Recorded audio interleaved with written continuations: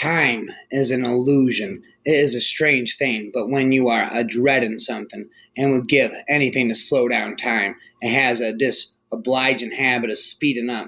A mirror should think longer before they reflect. Mirrors should think longer before they reflect. To know our true essence, we need to leave all of the energy of flow vibrations out of our consciousness. We must withdraw all of our life force from that realm because it is a parasitic. It has little life force of its own, and cannot exist unless we give it life through our attention, imagination, and emotions. The baby will talk when he talks. Relax. It ain't like he knows the cure for cancer and just ain't spitting it out. If life is going to exist in a universe of this size, then the one thing it cannot afford to have is a sense of proportion. Time I felt slower when we do nothing but wait, never look directly at the sun. Instead, look at the sunflower. A space-time tells matter how to move. Matter tells space-time how to curve. But Einstein came along and took space and time out of the realm of stationary things and put them in the realm of relativity, given the onlooker dominion over time and space, because time and space are modes by which we think and not conditions in which we live. A man's suffering is similar to the behavior of gas. If a certain quantity of a gas is pumped into an empty chamber, it will fill the chamber completely and evenly, no matter how big the chamber. Thus, suffering completely fills the human soul and conscious mind, no matter whether the suffering is great or little. Therefore, the size of human suffering is absolutely relative. The moment seemed endless, but it was probably only half that. Philosophers play with the word like a child with a doll. It does not mean that everything in life is relative. A relativist is an individual who doesn't know the difference between an objective and an adverb. Einstein has a feeling for the central order of things. He can detect it in the simplicity of natural laws. We may take it that he felt this simplicity very strongly and directly during this discovery of the theory of relativity. Admittedly, this is a far cry from the contents of religion. I don't believe Einstein is tied to any religious tradition. I rather think the idea of a personal God is entirely foreign to him. Spent rhythm and anthem when two things occur successively, we call them cause and effect. If we believe one of them made the other one happen, if we think one of them is the response to the other, we call it a reaction. If we feel that the two incidents are not related, we call it a mere coincidence. If we think someone deserved what happened, we call it retribution or reward, depending on whether the event was negative or positive for the recipient. If we cannot find a reason for the two events occurring simultaneously or in close proximity, we call it an accident. Therefore, how we explain coincidences depending on how we see the world, is everything connected, so that events create resonances like ripples across the net, or do things merely co-occur,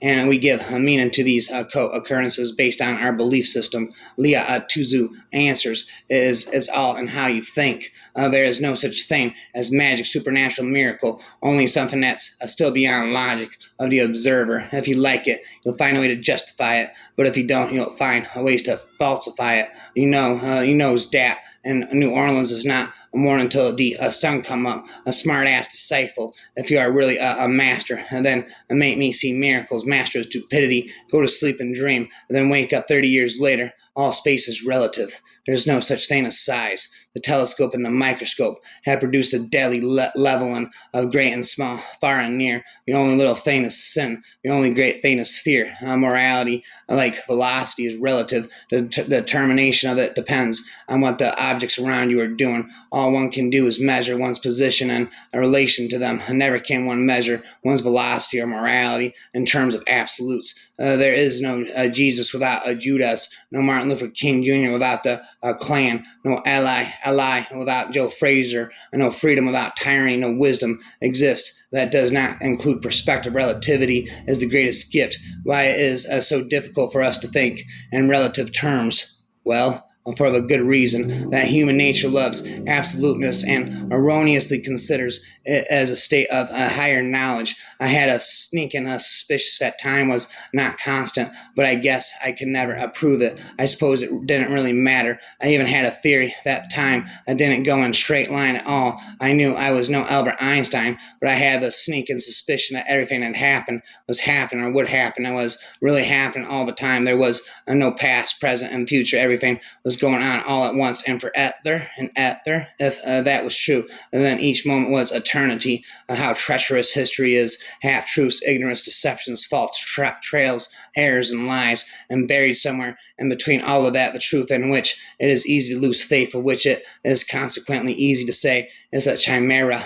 There's no such thing. There's no such thing. Everything is relative. One man's absolute belief is another man's fairy tale, but about which we insist most apathetically, that is too important an idea to give up to the relativity merchants. My love, an apocalypse is a relative thing, isn't it? A mathematician tells you that the wall of warped space prevents the moon from flying out of its orbit, yet can't tell you why an astronaut can go back and forth across the same space. The word far is too short for me to spell. A change is the mother of time. Absence of chances makes no time. Rhyme on night, a different meanings of the same words prove the nature of relativity and the relativity of language, although the idea of the absolute's relativity may seem absurd. The absoluteness of the absolute reduces it to nothingness. Absolute gains life by empowering its components. The being and the non-being, being and non-being are the poles of the absolute. Nevertheless,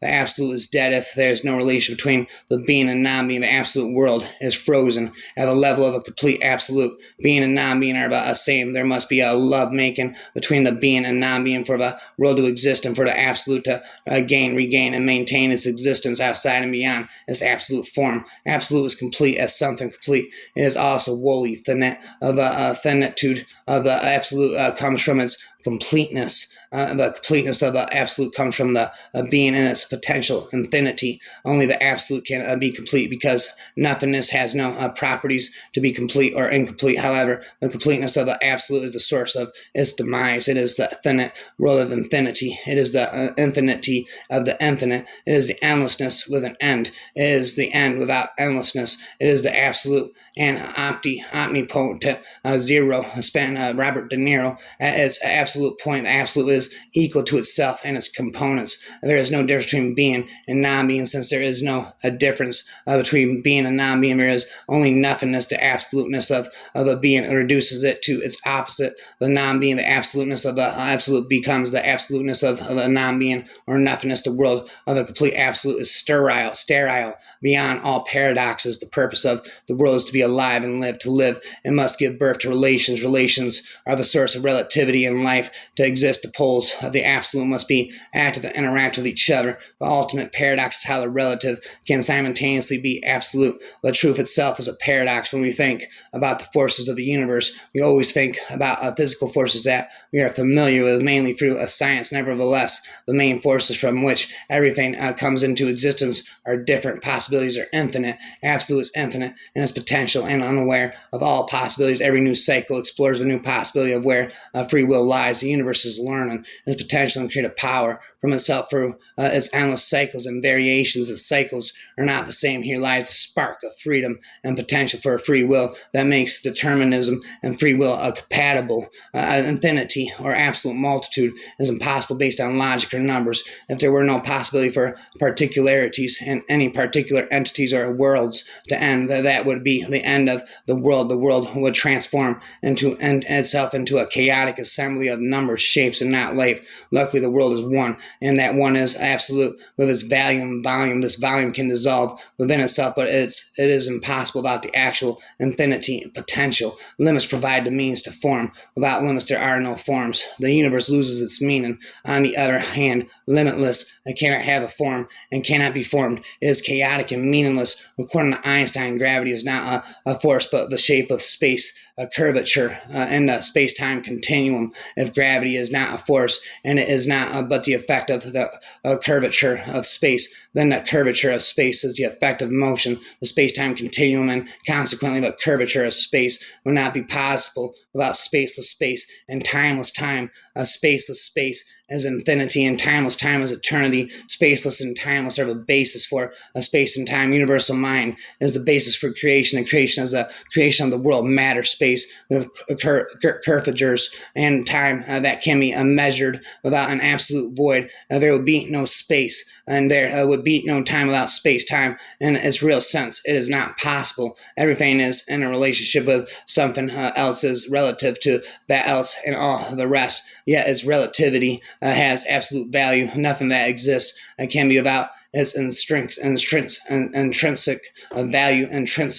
The intrinsic value of everything that exists is absolute. The main question is if there can be any space without space. Although this sounds absurd, for it is evident that there can be no space without space. However, if there can be no space without space, how can there be the curvature of space? If there is no space, then we may answer that there is a space and engage in a circular reasoning on a superficial level. Some obvious axioms lead us to accept that there is a space, as it is without question how it is possible and what creates this space. Then we may answer that based on laws of physics. Nature works in such ways, and that there are four main forces, and that based on all of our knowledge and theories confirmed by experiments, we conclude and state, based on the fact that there is a curvature of space. We are still too far from the true definition of space and true definition of fact to prove that there is a curvature of space. We must undeniably prove and show that we know and understand that what space is, and that we know and understand what a fact is philosophically, linguistically, and physically, and consequently, we may say we have considered and know all this, but the fact remains the fact. It is not whether we say we understand all this and have considered all that, but if we have genuinely and undeniably proved and understood what we declare, we may still insist that space, although mainly emptiness, is completely contaminated by all the forces in the universe, particles, waves, and so on, still based on this deduction or inference.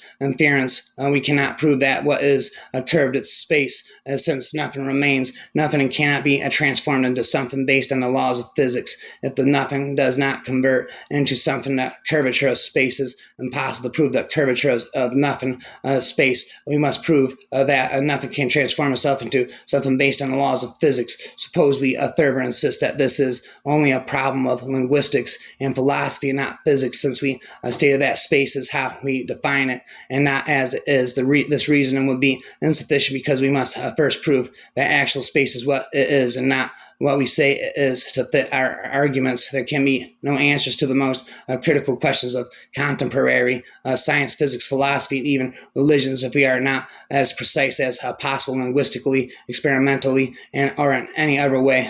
These questions appear to be self-evident, self-explanatory truths and axioms, yet they are neither self-evident nor clear and precise to reflect the actual underlying reality. If we are not as precise as possible, we create theories and paradigms presented as facts, although the starting premises are undefined and unanswered. However, if we do not answer the starting causes and premises, we cannot adequately describe the laws of nature, nor can we understand them, regardless of how sure we are about space and the curvature of space. We still cannot claim we are correct about describing the nature of nothing. Without the nothing, there can be no space. There will be an immediate argument, though, that the nothing has no nature, and therefore there is nothing to describe. The answer is that its passively and lack of properties are its most potent property, because they enable creation and existence. Without the nothing or void, there is no creation and no existence. We converted nothing into something by our thoughts and language, using a deduction or inference, and concluded that space is the consequence of this thought process, not the actual process. We applied our definite language to our indefinite understanding. Ideas are a reasoning to prove the fact. However, the fact is or is not, regardless of our ideas, language, or reason. We must use the opposite and apply the language to the facts rather than our understanding. Our understanding is limited, and facts are impersonal and independent of our language or knowledge. We cannot falsify the language to fit and understand the facts better. We cannot change facts and affect them with our ideas, but facts are verifiable up to a point. There are facts beyond a verifiable point by humans, since human beings are limited. Still, language is verifiable, and our theories are both falsifiable and verifiable to a large extent. A time dilation occurs at a relativistic speeds in the presence of intense gravitational fields. And while waiting for a web page to load, well, there if I go, spin nose into my phone, swallow my leg like an egg roll. I'll turn this frog, I'll turn this princess into a toad. I kiss it, well, there I go. A true far from being absolute is a construct shaped by language, power, and social practices. The perspective of relativity and the idea that truth might be a compilation of lies challenge a notion of an objective singular truth. Instead, what we consider true is often contingent in cultural, historical, and personal backgrounds behind the frosted glass wraps. All night and all day, away goes the day. I spent all night and all day, away goes the day. The reason for point particles is that if you stick something ugly in there, such as physical reality, the equations don't work. A point devoid of physical being leaves you with location, and a location with a reference to some other location can't be expressed. Some of the difficulty with quantum mechanics has to reside in the problem coming to terms with the simple fact that there is no such thing as information in and of itself, independent of the apparatus necessary to its perception. There were no starry skies prior to the first sentient and ocular being to behold them. Before that, all was blackness and silence. Einstein, time travel, people like us who believe in physics know that the distinction between past, present, and future is only a stubbornly persistent illusion. On a cosmic scale, it seems that the life of a single plant or animal is completely insignificant. Then on the same scale, I also am insignificant, and you too. In fact, everyone and everything is insignificant, therefore no one and nothing is insignificant, just as one cannot talk about events in the universe without the notions of space and time. So in general relativity, it became meaningless to talk about space and time outside the limits of the universe.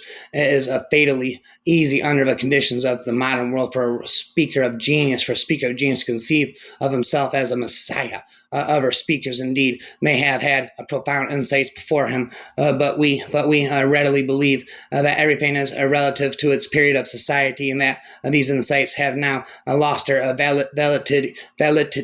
validity. A new generation is a new world, so there is always a choice, if not of delivering a wholly new gospel, of delivering one as good as new, or the messiahship.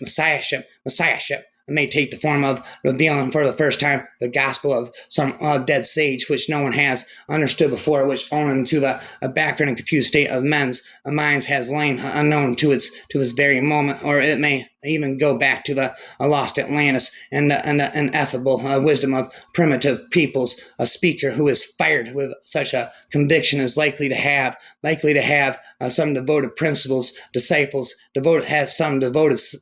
but for posterity he is liable to become what he will be for the majority of his contemporaries, merely one among many entertainers. And the pity is that the man may have had something to say of the greatest importance, but to announce as your own discovery same truth long known to mankind is to secure immediate attention at the price of ultimate neglect. There once was an age when all was naught, though the sands of time did fall one after one, each grain did rot, but no one was there to recall a union of coordinates from where we stand and who we are to how we reach eternal love or special relativity. For the universe to have an answer, there must be a universal perspective, what we call a God perspective or absolute perspective, and only from this perspective can the answer to everything be given. It is most certainly not a subjective human perspective chosen for a convenience. It is in fact the immaterial perspective of light outside space and time, which sees the whole of existence as a single point.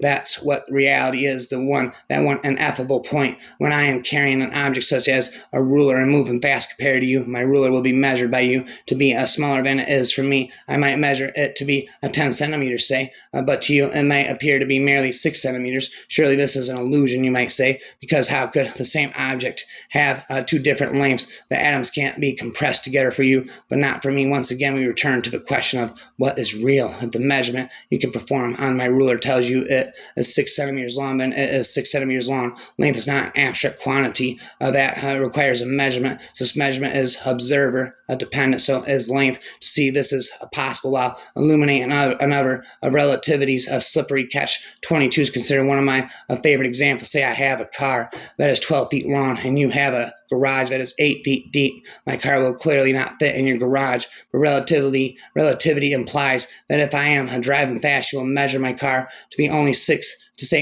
feet long, and so it should fit in your garage at least while the car is moving. However, let's view this from my vantage point.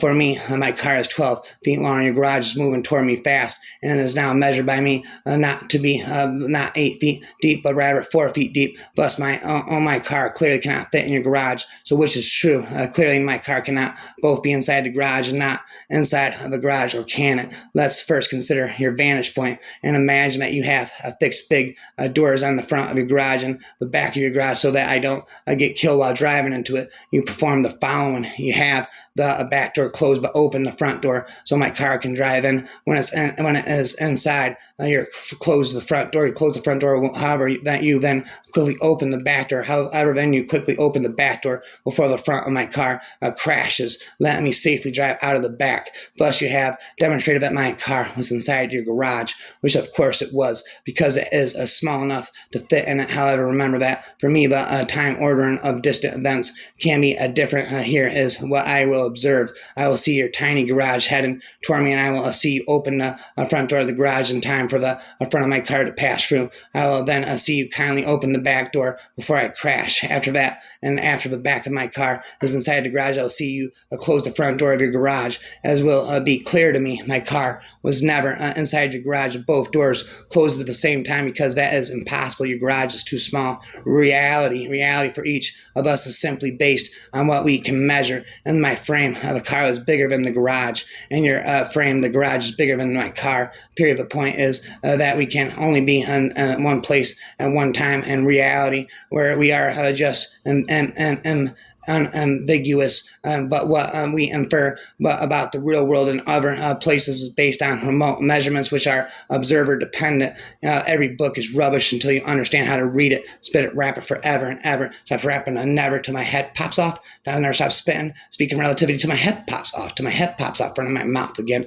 I guess failure is like posh. I mean, you have said relative. The ultimate theory of relativity explains the relationship between a being and non-being or nothingness. This relationship is the place where the main game takes place for thousands of years. Ideas about relativity and the strange features of a time have existed in literature and deluded reality of the whole world is the same. The micro dimension is the same everywhere. The macro dimension is the illusion of the senses and eyes. Macro shapes exist, but only as one as of the sum, and not as inherently different. The basis of every star and every galaxy is the same. Antimatter or dark matter and dark energy hide a similar or opposite laws in themselves. However, although they are similar or opposite to the visible ones, they are based on the same laws of the bigger or smaller particles, shapes, and masses. The same principles are everywhere, from the visible to the invisible world, or in the world incomprehensible or beyond cognitive ability of humans. Spit in conclusion, no matter where you reach, there will always be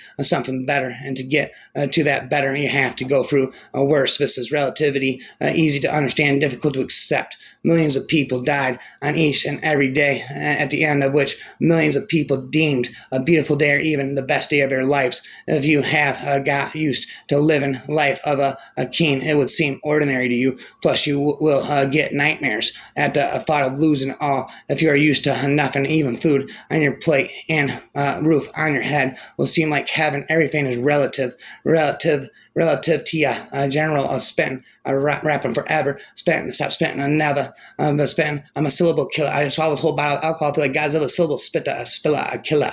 All days are today. That is the relative paradox of the universe. How can quantum mechanics and general relativity be reconciled, be recast in both in terms of holography? The final scientific theory of everything will be mathematical holography with mental non-locality at its core. If the whole science community adopts a holographic paradigm rather than a materialist paradigm, a final theory will be available within 10 years. It's okay. Everything's okay comparatively. Everything. What is never discussed in standard scientific textbooks is the fact that the Lorentz transformation can just as easily be understood in absolute terms rather than relativistic terms, in which case it refutes rather than supports Einstein's special theory of relativity. Relativistic interpretation of a Lorentz transformation abolishes the ether. The absolute interpretation preserves the ether. Einstein did not refute the alternative interpretation one has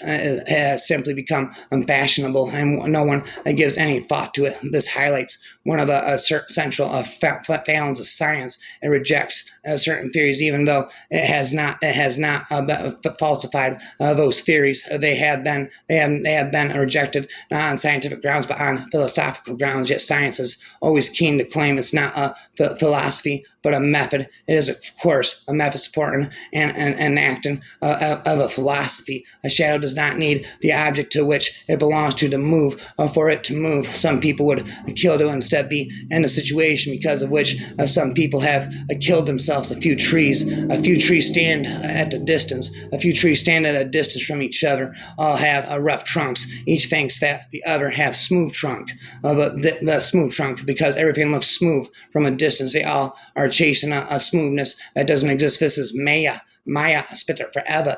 Some people would be ashamed of driving the cars or living in the houses. Some people are showing off. There is only one truth, and that can't be spoken. Rest all our perspectives. Even if all 8 billion human beings see something as truth, it's still just as human perspective, not truth. X-Men are the vision. Mensa is the reality. Mensens are the future. There once was an age when all was naught. Both the sands of time did fall, one after one, each grain did rot, but no one was there to recall. When we are telling something about others, we are telling a lot about ourselves too. The sun rises and sets each day. This sounds like a statement about the sun, but it is actually a statement about us, about our planet. It tells that we and our planet is moving, not the sun. We can't see any object fully at once. When we see it from front side, the back side remains unseen, and vice versa. One side always remains unseen to us at any given time. Every story also has two sides, be it your family drama or news stories served by media. Try to see both sides if you want the divine power of oneness on your side. Movies, travel, restaurant, etc. are a pleasure for you because they help you escape your routine life. Imagine the pain of people who have so much money that all this has become routine and unexciting for them. Addiction is the only thing left for them to escape the routine. Addiction to money, sex, political power, and substances. None of these things is happening here. They are all happening far away elsewhere, but they may as well be. Iris says, what does here mean anyway? I'd like to know. Everywhere's here, isn't it? Everywhere's a here, isn't it? Everything that ever has been, always will be, and everything that ever will be, always has been. Suppose the sun, many times brighter than our sun, comes up in the sky. After we get used to its light, it goes away. Then our sun will feel like moon to us, and what we call as light will seem like a darkness. A light and darkness are relative terms. Darkness is just less light. The hell is not something which is full of trash, because one can adjust and find comfort in trash after some time. But hell is when our little temple of purity gets surrounded by trash. A beggar is sad because his alms collection is lower than usual. An emperor is sad because his tax collection is lower than usual. You are on a circular ladder. There is always a lower and higher. Suppose a person has been having constant headache since he was born. Nothing is higher than my content. Spit it rapid. Suppose a person has been having a constant headache since he was born. He doesn't know what it feels to not have a headache. For him, a headache won't feel like headache. It would feel like a sensation, very much like sensation of heart, a beating in the chest. You cannot experience pain if you haven't experienced lack of pain. Flat as the earth before they noticed it was round, as ambiguous as the truth before they noticed it was true, as real as reality before they noticed it didn't exist, as beautiful as a woman before they noticed she wasn't one. And is the earth really round? It is when seen from another world, just as the real is real, only from our phenomenal point of view, or rather from the viewpoint of the unverifiable hypothesis of its non-existence. Sometimes I think time must be like a kind of jelly, a jelly that makes us move slower than we would otherwise, because it isn't a time just a way of delaying the inevitable. If there wasn't time, everything would be over. But then I'm afraid I'm I'm wrong. I'm afraid that if there wasn't time, everything wouldn't have started yet, and we'd be at the beginning. But now I feel like there's something in me that can't stay quiet anymore. What I was trying to say is that it reminds me of Einstein's theory of relativity, but obviously Milton isn't talking about the speed of light. He's talking about how the human mind views life. But really, Milton and Einstein were kind of saying the same thing, that everything is subjective in the human mind. Our emotions, our opinions, they're all relative. It all depends on perspective. But really, Milton and Einstein were kind of saying the same thing, that everything is subjective in the human mind. Our emotions, our opinions, they're all relative. It all depends on perspective. The ramifications of Pythagoras' theorem have revolutionized 20th century theoretical physics in many ways. For example, Minkowski discovered that Einstein's special theory of relativity could be represented by fourth-dimensional, the pseudo-Euclidean geometry, where time is represented as the fourth dimension, and a minus sign is introducing Pythagoras' law when gravitation is present. Einstein proposed that Minkowski's geometry must be curved. The pseudo-Euclidean structure holds only locally at each point in complex vector space, having a natural generalization of a Pythagorean structure defined over functions in an abstract space rather than geometrical points. In the familiar Euclidean space is known as Hilbert space and forms the basis of quantum mechanics. It is remarkable to think that the two pillars of 20th century physics, relativity and quantum theory, both have their basis in the mathematical structures based on a theorem formulated by an eccentric mathematician over 2,500 years ago. We'll verify. Go. Spanos and to my phone.